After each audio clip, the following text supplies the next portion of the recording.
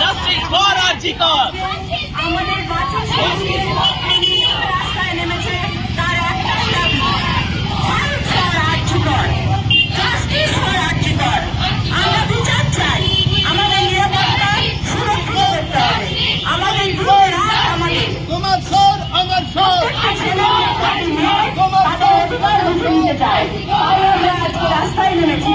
আমরা বিচার চাই, আমরা বিচারের চাওয়ার আবেদন নিয়ে আপনাদের কাছে নেমেছি।